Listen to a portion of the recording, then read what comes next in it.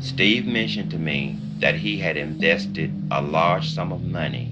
He said it was up in the millions. Man, his look on his face like somebody was messing with his money. And that he was told that he lost the whole investment.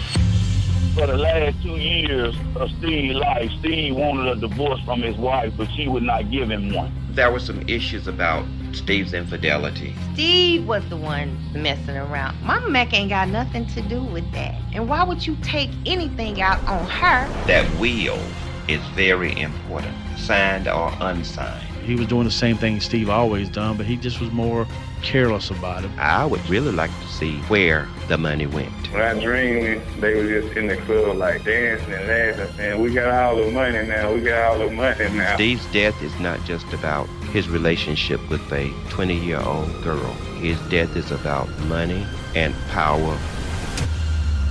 This is Tim Rowan. Welcome to Fall of a Titan.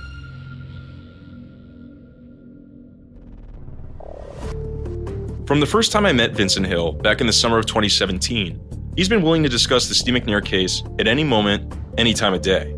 There were nights, especially in the beginning, where we'd be at dinner or just up late on the phone at some unreasonable hour, discussing various aspects of the case, dissecting the police report, diagramming the main players, diving into all the rumors and theories.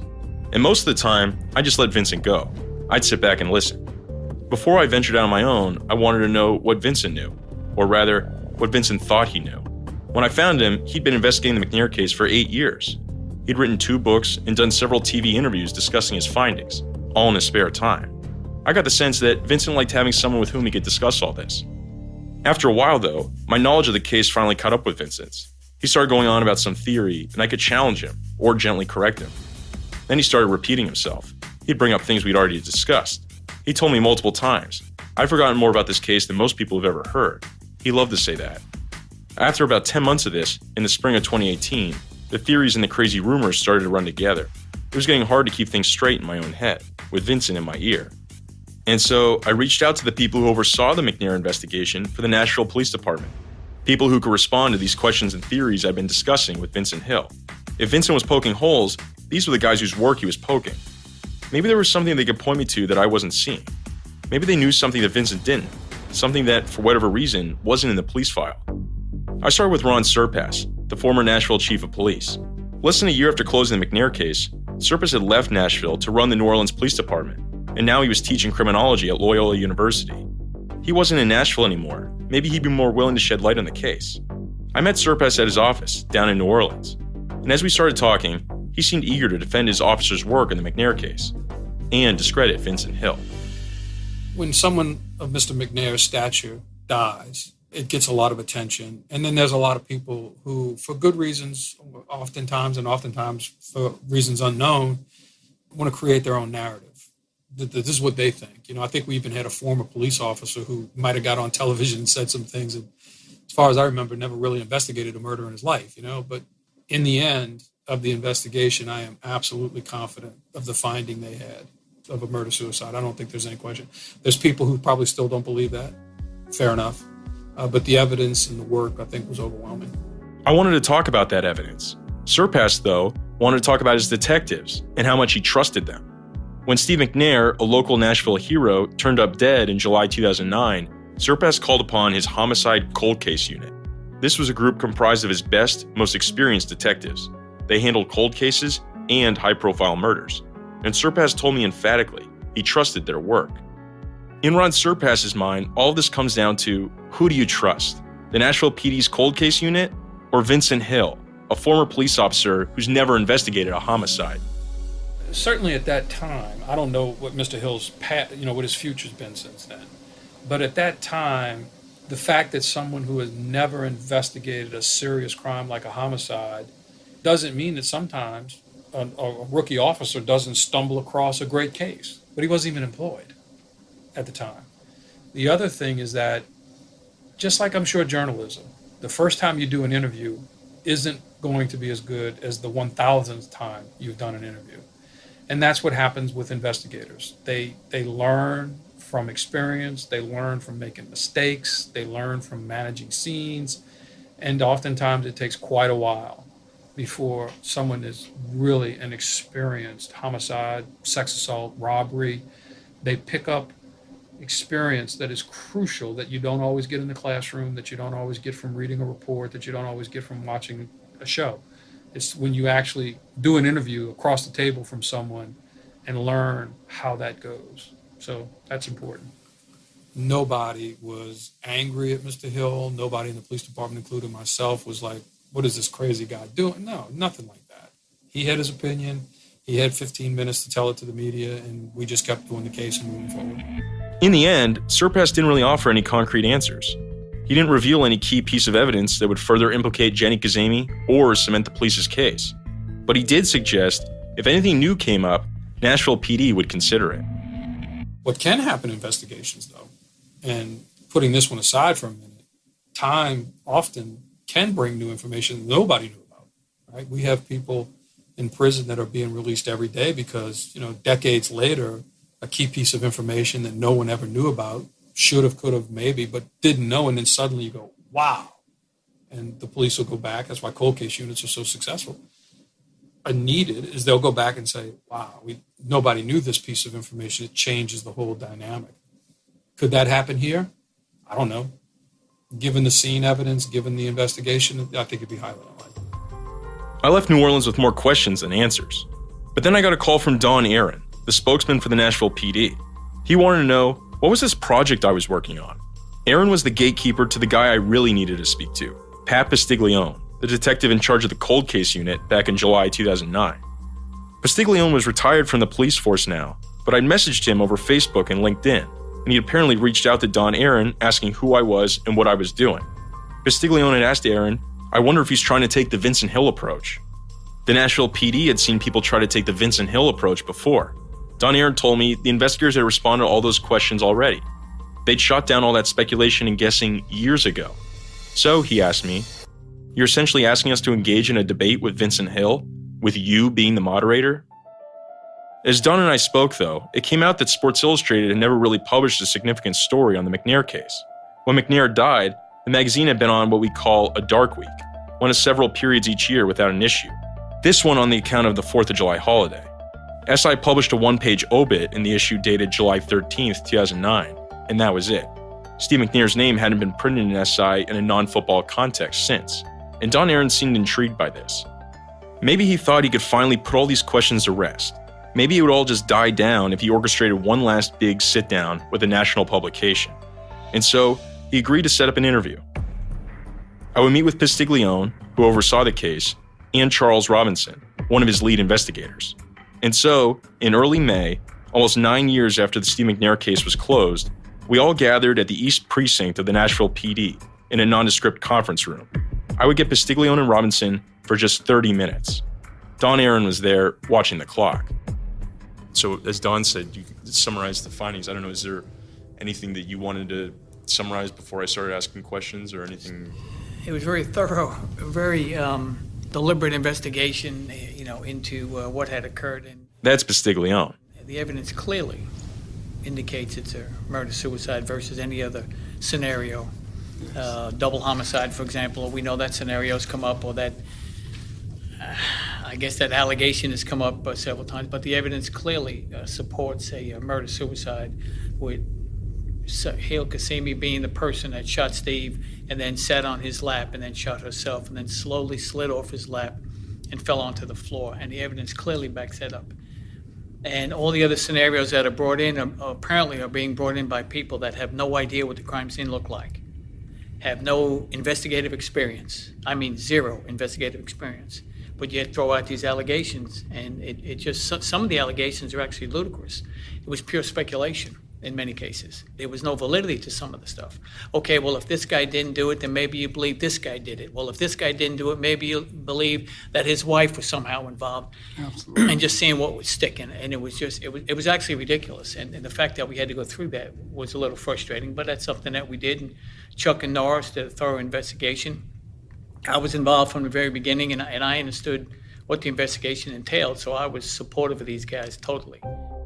I asked about Adrienne Gilliam, the ex-con who allegedly sold Jenny Kazemi the murder weapon, the gun police believe she used to kill Steve McNair. The police didn't seem to have any evidence that the gun sale even took place. No surveillance footage, no witnesses, just what Gilliam told them. I asked, was there any additional evidence that this gun sale had even occurred? Was there anything they knew that maybe didn't appear in their report? Here's Robinson. I looked at as much of that video as I could of the parking lot, but keep in mind that mall at that time was panning, so it don't capture everything in the parking lot. So because it's panning, it pans back and forth, and I thought there was something on there that showed his car. It may have, I don't remember. I thought I remember something on there showing his car. It didn't show the actual sale of the gun or anything, transaction or anything like that. The surveillance camera in the parking lot of Dave & Buster's was panning, so it didn't capture everything. What did it show? Robinson doesn't remember. This would be a theme throughout our conversation. They didn't remember. To be fair, I was asking two guys who've worked hundreds of cases like this to recall details from a murder that took place 9 years ago. They clearly haven't been obsessing over the Steve McNair case the same way Vincent Hill has. I asked about Gilliam's alibi. Remember, Gilliam said he was over at his friend Tony Smith's house in the early hours of July 4th, 2009, around the same time Steve McNair was murdered. But when police followed up with Smith, he was adamant that Adrian Gilliam had not been in his house that night. We followed up on it as best we could. Tony, the guy that you're talking about, there were some questions about his credibility as well. So that part I was never able to come to a real conclusion about whether or not Adrian Gilliam was at his house or not that night. They admit, sure, maybe Gilliam wasn't at Tony Smith's house that night after all. But then they add nonchalantly, by the way, Tony Smith didn't seem that credible either. It's unclear where exactly they're getting that from, and they don't elaborate. But the police did seem to verify that Gilliam wasn't at Steve McNair's house on the night of the murder either. Remember, at one press conference, the police said Gilliam's phone had pinged off cell phone towers in the Smyrna area, about 25 miles from Steve McNair's condo, at the time of McNair's death. Vincent Hill asks, couldn't Gilliam have just ditched his phone in Smyrna to trick the cell phone towers? Or maybe somebody else could have been calling from Gilliam's phone. Very important to understand that his cell tower records are going off 15 to 20 miles away from downtown Nashville. And it's not just his cell phone being used. The people who he's communicating with are people he communicated with. It'd be like if we get your cell phone and we see all these different numbers on there, we say, well, maybe someone had your cell phone. Well, he's out there communicating with people that we confirmed, so we know he's out in that area when Steve McNair's being killed. So you guys contacted the people that he was talking to at that time? Yeah. You confirm the people, confirm the numbers. That's something you would typically do to make sure that it's not just Joe Blow with the phone, but it's him with the phone. We want to put him with the phone at the time the cell tower says he was at such and such a location. And that's what was done. Okay, but what about Wayne Neely and Robert Gaddy, Steve McNair's two friends who found the bodies? Why did they wait so long to call the police? That always struck me as a totally valid question. When Wayne Neely found two people shot inside Steve McNair's condo, he didn't call 911, he dialed up Gaddy instead. Then Neely waited for Gaddy to get there. 44 minutes passed before they called the police. Wait a minute, 44 minutes. It took Gaddy about that much time to drive now. He's driving from, I think, Goodlettsville, Madison area. When Wayne called him, he had to drive from home. So he didn't like sit up, oh, okay, let's talk about this for 40-something minutes. We're talking about the drive from home to the city. This doesn't resolve anything, but what they're saying here is the drive from Gaddy's house to McNair's condo in downtown Nashville is about 22 miles.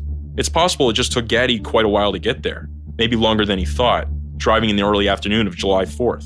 Never mind that Gaddy is the one who said he sped all the way there. The Nashville police have also said that they think Gaddy and Neely may have just lost track of time. Ron Surpass, the former police chief, talked about this when I interviewed him. I think that what happens is people will inherently see time, minutes in their reference, not having just seen the death of their best friend, right? So 44 minutes is a concern to the police, obviously, right? We're going to say, wow, that was a long time. But perhaps we also have to recognize, and I think our investigators are well-trained, that, when you're in that kind of a circumstance, your spatial orientation is totally turned upside down. When you are in a near-death experience or you see something as dramatic as Mr. McNair's death scene, your brain doesn't work the same. Your heartbeat changes, your blood pressure changes, your vision changes, everything changes. So police officers and detectives are going to be incredibly aware of those minutes. They're going to recount those minutes. They're going to rebuild those minutes. But as a general principle, you don't really want to get too far too quick that time existed. Robinson and Pastiglione told me that they did take a look at Neely and Gaddy, and that they cleared them both. I asked, was Michelle McNair, Steve's widow, ever considered a person of interest? Anytime you start an investigation, everything's open. But there was no evidence leading to Michelle McNair being involved in this case whatsoever, other than mere speculation. I'm angry at her, I don't like her, she had to be involved. There's no evidence pointing to Michelle being involved in this case, none whatsoever. Vincent would still argue there's at least motive, but I think the attention on Michelle falls under a broader complaint. There's so much about this case that feels off. So many people who have lied, who might have benefited from Steve's death, who had beef with Steve. How could you have properly investigated every one of those people in just 4 days? There is evidence that Steve was out there and he was playing with fire. There's no Absolutely. question about that. And not just with Miss Cassimi, but with other people he was involved with. And he was really walking a very fine line. And he put himself in a very difficult position. He really did. And that's really what needs to be looked at, what he was doing himself. Absolutely. Days leading up to this, who he was with, who he was spending time with, why he was going to this condo. Why was he even involved in that condo? He had a beautiful home. Why was he going to the condo? That kind of thing. Well, see, Everybody kind of wants to gloss over all that. Right. Well, I know, but you say something like that, like he was involved with, other people and different, and that stokes the, speculation for people We understand that, but all those people didn't kill him. We know who killed him. Was one of the people that he was associating with that he shouldn't have been associating with, who was first of all very young, who was mentally unstable. So he didn't realize the difficulty of the situation he was in. Mentally unstable. We'll come back to that idea. Every time I tried asking about other people, other potential suspects, Pastiglione and Robinson kept steering me back to Jenny. They kept repeating the same tagline. The evidence clearly pointed to a murder-suicide. I could see how Lucille McNair could get exhausted talking to these guys. And so I asked them, what was this evidence they had that was so overwhelming? Because I just wasn't seeing it in the case file. You guys saw the crime scene, like you have all the evidence, and I think even at the time, back in 2009, you said that the science showed that she killed him and then killed herself. And I think just reading the police report or what's available, I don't have the same information you guys do. So what is the science that kind of showed, that proved in your guys' mind that was the only thing that could have happened? She had the GSR on her hands. One hand couldn't be tested because it was bloody, but the hand that could be tested, there was GSR, which is gunshot residue, on her hand that showed that she fired a weapon. Steve's hand was also checked. He didn't have any on his hand. Remember, Jenny was found to have trace levels of gunshot residue on her left hand and nothing on her right. And the gun expert I spoke to said the Nashville PD is overstating its case here. The police don't have enough evidence to demonstrate with confidence in court that Jenny fired the weapon. In addition to they did laser angles on the bullet trajectory from Steve and from Cassimi, and she was clearly sitting on his lap. She wanted to be found, it's our theory, she wanted to be found on his lap when the bodies were discovered. She initially was on his lap, and her DNA was on his chest, Yes. up here. Her body was on the ground, so we know she initially was up here. She shot herself through the right temple, and the bullet went, and they did the laser light, and it lined up perfectly. So she was seated here. I never heard that before about the laser. That's on the police report. The Nashville PD had said in the summary report that Jenny had been seated next to Steve when she shot herself, not in his lap. But here, Pastiglione says that Jenny was sitting on Steve's lap. It's possible he's just misremembering. Say Jenny was sitting on Steve's lap, though. That doesn't guarantee she fired the gun. She could have also been sitting on Steve's lap when someone else shot her. The evidence leaves room for that theory, too. So you're saying that if her body was seated on his lap, like sitting on his lap, and then you did the laser of if she were to shoot herself in the temple. And it lined up perfectly. And her DNA, I think, Chuck, correct me if I'm wrong, I think they found her DNA, I think in the wall, in the bullet, there was some of her DNA, were able to confirm that it was the bullet, the projectile. Right. And then gravity pulled her down and she fell, and then she fell on top of the pistol. Yes. And there was a lot of bleeding. And the pistol, when you lift the body up and you lift the pistol up, you can see the clear on the carpet that the pistol laid there and all the blood accumulated around the pistol. But all this still assumes that Jenny was capable of pulling off a murder this gruesome. I asked, how was Jenny able to shoot Steve 4 times, once in each temple and twice in the chest, with such precision? if, by all accounts, she was a completely novice shooter. And that's not just a Vincent question. Everyone from Lucille McNair to Chris Wall to Jerry Fletcher had some version of that question. A couple of the shots was within 3 feet. So we're not talking about this one. This is almost close as me and you. You don't have to have a whole lot of experience to make a shot from that distance. We're not talking about long distance shot here. We're talking about close-up shots, close to the person that you're shooting at. Robinson says they were close-up shots. Let's examine that. The autopsy report does say that the shot to Steve's right temple was a contact wound, meaning that the muzzle of the gun was pressed directly against his skin, or within a few inches. But the other 3 shots, the 2 to Steve's chest and the 1 to his other temple, were described as distance perforating gunshot wounds. The key word there is distant. Dr. Feng Li, the forensic pathologist who performed Steve's autopsy, explained to me that in terms of distance from the gunman to the victim, there are 3 ways to characterize gunshot wounds: contact, intermediate, and distant. Contact is a shot made close to the skin. An intermediate shot is made within 2 to 3 feet. And a distant shot is anything further than that. Here's Dr. Li. So anything above 2.5 feet to 3 feet, we call they are distant. Whether it's 5 feet, 10 feet, 100 feet, they appear the same on the skin to my eyes or to other experts' eyes. Examining just the wounds to the body, Dr. Li could not say then with certainty how far away those other 3 shots came from. The firearms report does say that after examining McNair's shirt and his undershirt, it was determined that the shots to Steve's chest were likely made from a distance of 2 to 4 feet. But it's unclear how far the shot to Steve's left temple came from. There was no garment for them to examine. The shot could have been made from 3 to 4 feet away, as Robinson claims, or it could have been 10 feet away, 20 feet away. We don't know. It's a distance shot, so the wound looks the same. Whatever the distance, though, what was Jenny's motive as the shooter? Jenny's sister Amanda and a bunch of Jenny's friends told me she wasn't upset about the DUI, that she wasn't heartbroken over Steve cheating on her, and that she wasn't broke. Boys, money, she was set on those fronts. At least they didn't think she was upset enough over any of those things to kill herself, but the investigators on this case, they clearly thought otherwise. You got to look at her background, what she's been through, her mental stability at the time this occurred. She was apparently having some mental issues. She had a lot of problems. That's one of the reasons, and this was talking to her family. They told me that she had experienced, I think her father killed her mother in Iran, and she had had problems from that time on. So to say now that she was perfectly fine, come on, that's not rational. That, right there. I think her father killed her mother in Iran. Let's talk about that. ESPN reported part of this in 2010, and we've covered this before. According to family members, Jenny's mother was killed in Tehran when she was about 9 years old. But that detail about her father being the killer, that's not out there. And you know what? I found zero evidence that it's true. My reporting suggests that it's just another rumor.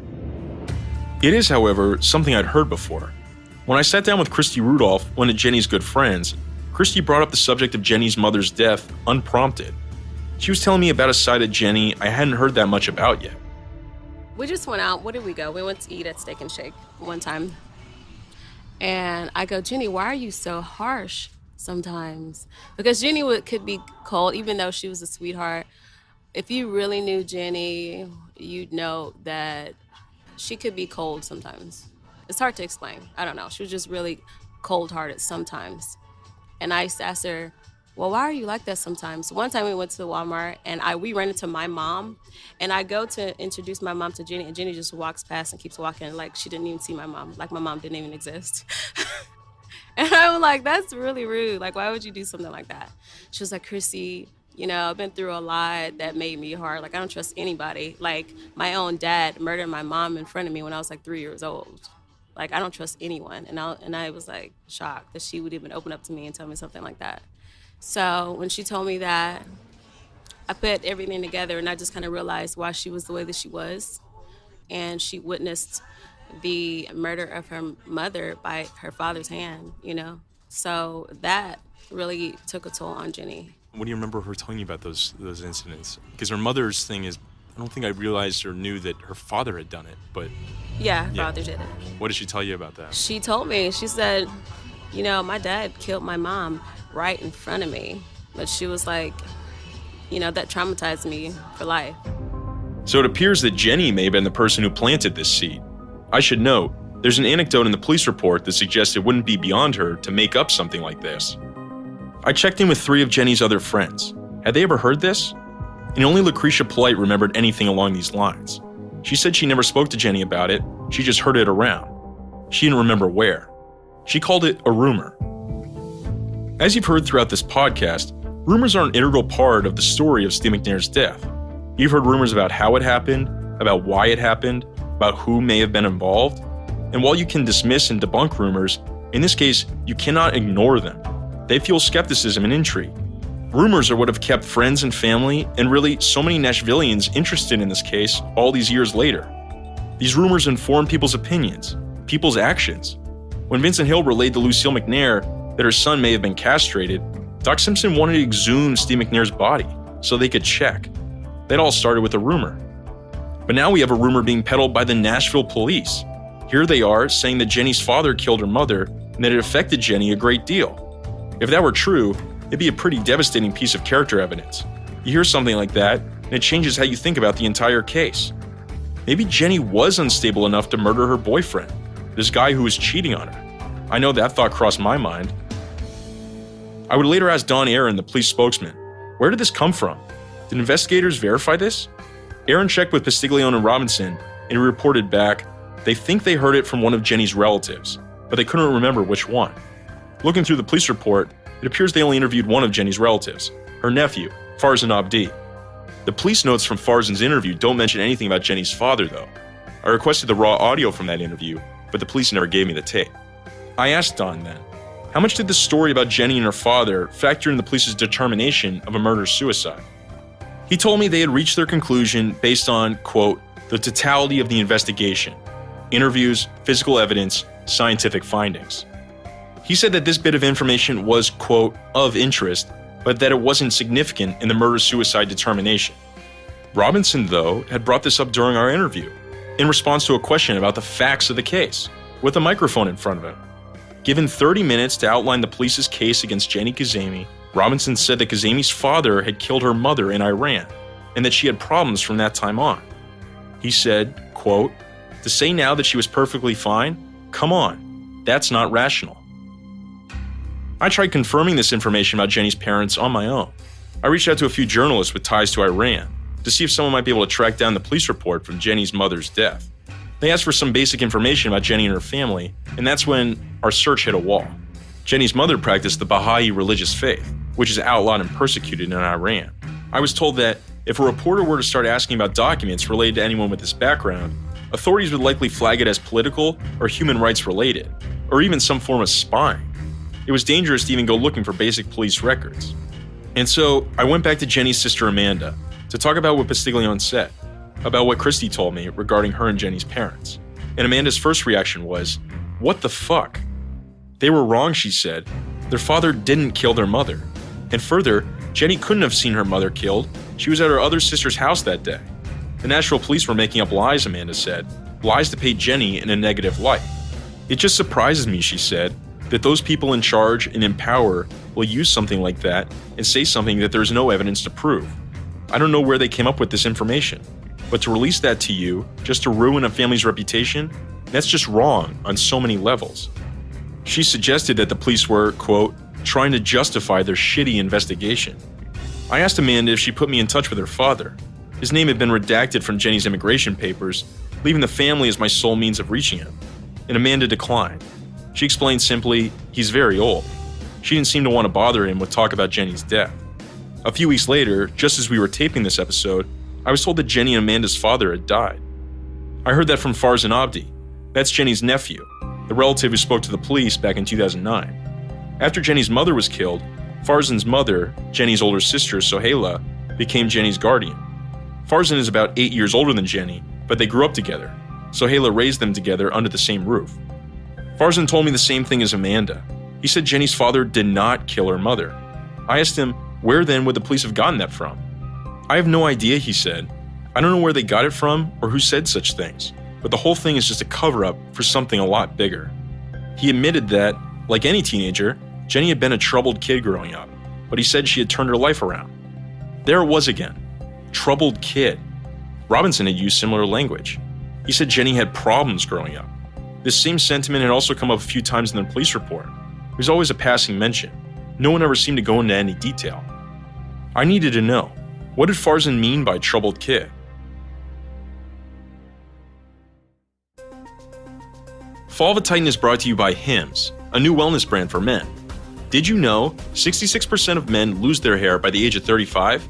The thing is, it's easier to keep the hair you have than replace the hair you've lost. Beginning to notice a bald spot? Or is your hairline receding? Well, Hims is here to help. Hims is a one-stop shop for hair loss, skincare, and sexual wellness for men. Hims connects you with real doctors and gives you medical-grade solutions to treat hair loss. There's no waiting room, no awkward in-person doctor visits. Just answer a few quick questions and a doctor can prescribe you. Then the products are shipped directly to your door. Listeners of this podcast can get a trial month of Hims for just $5 today, while supplies last. This would cost hundreds if you went to a doctor or to a pharmacy.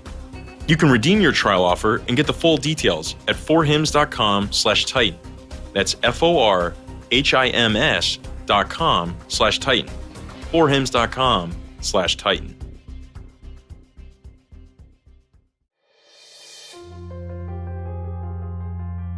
I wanted to know about Jenny's troubled childhood, so I reached out to the records clerk in Clay County, a small rural area just outside Jacksonville. That's where Jenny had lived during her high school days with her sister Sohaila. When the sheriff's office saw my records request, their public information officer contacted me directly. He actually remembered encountering Jenny. Around the time Jenny started high school, Sergeant Keith Smith was working in a group called Community-Oriented Policing. He and his partner would ride around on bicycles, chatting with people and getting to know the families in the neighborhood.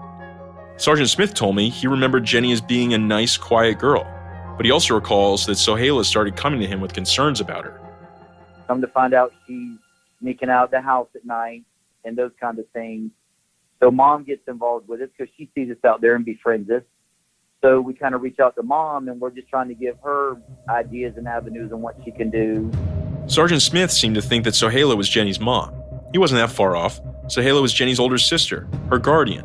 And Sohaila was apparently concerned that Jenny was falling into the wrong crowd. You know, just talking about concerns that she had in school, concerns that she had going on with her friends, concerns that mom had when she was kind of hanging out with maybe people that she shouldn't have been hanging out with, and mom worrying about what, you know, potentially was going to happen to her if she kept kind of sneaking out of the house at night and running with the wrong crowd. That misbehavior starts to show up in the police records sometime around the summer of 2004, when Jenny was 15. That July, Jenny ran away with the boy next door. The police found her the next day. When the police contacted Sohaila, though, she said she didn't want to take Jenny home because she was tired of Jenny's unruliness.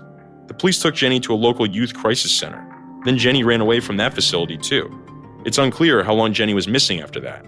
The police checked in with her family in September, and they reported that Jenny was back home. A few months later, in November, she ran away again. She apparently snuck out of her bedroom window and got into a car with two men. All she had on her was a large suitcase and $30. Jenny called her family a few days later. She said she wasn't coming home and everyone should stop looking for her. This time, she was away for 23 days, until the police eventually found her near Fort Stockton, Texas, 1,400 miles from home. And when Jenny was under her sister's roof, Sergeant Smith told me, Sohaila started reporting that Jenny's rebellious behavior was turning physical. It was right there towards the end, Tim, when we lose contact with them as a family, that it's kind of escalating, if that's the right word to use, that, you know, now she's taking out the aggression on them for trying to make her do right.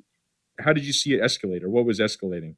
The sister is conveying to us that, like, hey, she's getting a little bit more aggressive. Like, at first they're conveying to us that, like, she's verbal about pitching a fit when they're conveying their thoughts or feelings about who she's hanging out with, when they're filing the missing reports and having to go get her and those kind of things. And it was like they were conveying to us that now it's becoming a little bit more volatile. She's becoming a lot more vocal. She's becoming stronger now. A few months after Jenny returned from Texas, in February 2005, that all came to a head. According to a report taken by the police, Jenny came home one night and got grilled by Sohaila about where she'd been. Sohaila had spotted Jenny hanging out with a couple boys in the woods near the family's house. And when Sohaila pushed for an explanation, Jenny responded, "It's none of your fucking business," and tried to leave. but Sohaila was blocking her way. Jenny attempted to push by. When that didn't work, she struck her sister repeatedly over the head with a hairbrush. Then Jenny got into a car with the two boys from the woods and drove off. When police reached Sohaila, she was bleeding from a quarter-sized laceration on her head. She told the responding officers that this was not their first violent interaction. Jenny had struck her before. In the end, Jenny was arrested for domestic battery. She was just 15 years old. But this isn't the incident that really caught my attention. I uncovered an even more disturbing episode, right around the time Jenny first ran away from Sohaila's house. Back in July 2004, according to a police report, Jenny was admitted to a youth crisis center, and a counselor there told police that Jenny had said that she wanted to kill herself. In fact, Jenny apparently told that counselor that she had already tried to commit suicide a year earlier by overdosing on pills. So, Jenny Kazemi was violent, and she apparently tried to take her own life. This wasn't the Jenny that friends had told me about. They painted her as this innocent, fun-loving girl. They said she'd never handled a gun before, that she was afraid of blood. They told me almost across the board there was no way Jenny could have murdered Steve McNair. But one person did go the other way, hinting at a darker side. When I spoke to Christy Rudolph, the friend who took the key off Jenny's hands for a while, Christy said Jenny did have some troubling jealous tendencies. After Jenny broke up with Keith Norfleet and started seeing Steve McNair, for example, she said Jenny continued to monitor Norfleet's personal life. I'd go to her house and she'd be on the computer. She had the passcodes to her ex-boyfriend's social media, and she would be in his private messages, monitoring the messages he had with other girls.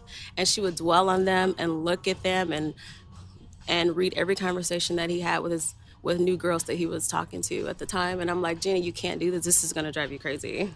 You can't sit here and dwell on the past. You need to move forward. She's like, men are just sick and I hate men and da-da-da-da. And I'm like, well, just move on, move forward, so. One time, Christy said, this actually led to a physical confrontation. She went to this girl's house that was talking to her ex-boyfriend. I don't know how she found out this girl's address, maybe through her ex's personal messages, which she was monitoring at the time. But she went to the girl's house and they had a physical altercation. They got into a fight. She told me that I just wanted to go over to her house and ask her a couple of questions. I didn't know that it was going to get physical. She's the one who pulled my hair first. And I'm like, oh my God. Yeah, of course it's going to get physical. So, and supposedly there was 2 girls there. So I think that she got ganged a little bit. That's why I was like, well, you should have called me. You shouldn't have went there by yourself. You're crazy. These were stories I hadn't heard anywhere else. Maybe Christy saw a side of Jenny that others hadn't seen. Christy says Jenny confided in her that her father had killed her mother, and that one detail, whether or not it's true, really colored the way Christy looks at Jenny now. I asked her, does she think Jenny killed Steve McNair? Me and my cousin Kayla were both in the camp where we felt like she did. Because we kind of knew her background, We kind of knew that she was troubled. And Kayla even said herself that she felt like Jenny was lonely. And she was. So there's a possibility. It's hard to think that somebody would actually turn out normal if you've witnessed, the murder of your own mom. That's going to have a big effect on your life, Christy Rudolph mentioned this cousin, Kayla, a few times. Kayla had apparently been part of the same clique. She was friends with Jenny, too. Christy gave me Kayla's number, and we arranged to meet. But then Kayla rescheduled. And in the end, she didn't show up for our meeting. She ignored my messages. And then I never heard from her again. Kayla apparently had reason to evade a reporter all these years later.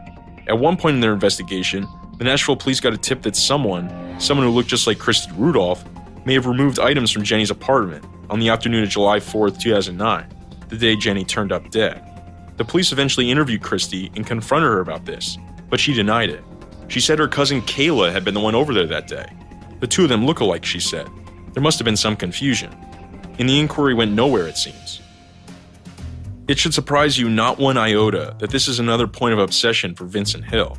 He showed me an email correspondence with one of Jenny's old neighbors, who shared that, yes, shortly after the news broke that Steve McNair had been murdered, Jenny's balcony door was left ajar, and a silver car was parked out front, packed with clothes and other items.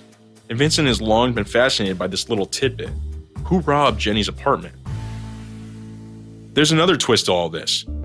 For what it's worth, I discovered on my own that Christy Rudolph is Facebook friends with Adrian Gilliam, the guy who allegedly sold Jenny the gun she used to murder Steve McNair. When I interviewed Christy, I had asked her if she knew Gilliam, and she shrugged off the question. Jenny had people over all the time. Christy didn't necessarily know all their names. Maybe she met Gilliam, maybe she hadn't. Really, it's a classic Vincent Hill rabbit hole, meaning something feels off here. It seems as though there's something missing, and it leaves open the window for deeper suspicion. You can start to understand what's pulling Vincent in. If everyone were being totally honest, if every story checked out, it would be a hell of a lot easier to swallow the narrative that the police ended up on. I had hoped that maybe the police could provide some answers, that maybe they could fill in the gaps and clear the air on all the rumor and speculation. Maybe they could point me to all the little details Vincent was missing. But it wasn't happening. Back in the police station, I asked about Gilliam. I asked about Gaddy. I asked about Michelle McNair. I asked about all these theories I'd come across, not just from Vincent Hill, but from people who were close to Steve and Jenny, people who knew the case and had nagging questions about odd little details. Bastiglione and Robinson answered some of these questions, and they gave half answers to others. But they dismissed all of them as unimportant. The information we had from the gun, tracing back who bought the gun, who came into possession of the gun, and how she ended up with the gun. It's just the totality of everything we investigated that came to that conclusion that she did it. There was no proof or anything that anyone else was in that condo other than her and Steve. I had so many questions. I wanted to ask more about the science of the crime scene. I wanted to figure out how they were comfortable with this alleged gun sale. I wanted the interview to keep going. But Don Aaron, the Nashville PD spokesman, had been keeping a close eye on the clock. I'm sure you've heard all the... Wrap it up, guys. Yeah. We're done. Okay. I don't want to hear for hours. No, I know. Charles, thanks so much. Okay. I don't know if we cleared up anything or No, answered any questions. Like Don said, I could go on for another 30 minutes. But no, I appreciate it. I may have run out of time, but Vincent Hill hasn't. He's still trying to get this investigation formally reopened. We'll tell you where the Steve McNair case stands now, next week, on Fall of a Titan. Still to come on Fall of a Titan. And they keep going back to, I don't have any physical evidence. But my argument is, if you let me see the crime scene photos, I guarantee you, I can show you how this doesn't match up. When you are innocent, you'll make yourself available to share information. And because this is so guarded, it's just drawing more red flags to everything. They won't give up those crime scene photos. Wait, what are you hiding? All these people are circumventing a simple interview. There's something wrong with that. I think the last question they asked were like, well, who should be charged for these murders? Hi, this is Tim Rowan, host of Fall of a Titan. Thanks for listening. If you're enjoying the show, please make sure you subscribe and leave us a review. Also, be sure to check out our hub page at si.com/McNair, where you can get documents, videos, and more material associated with the case.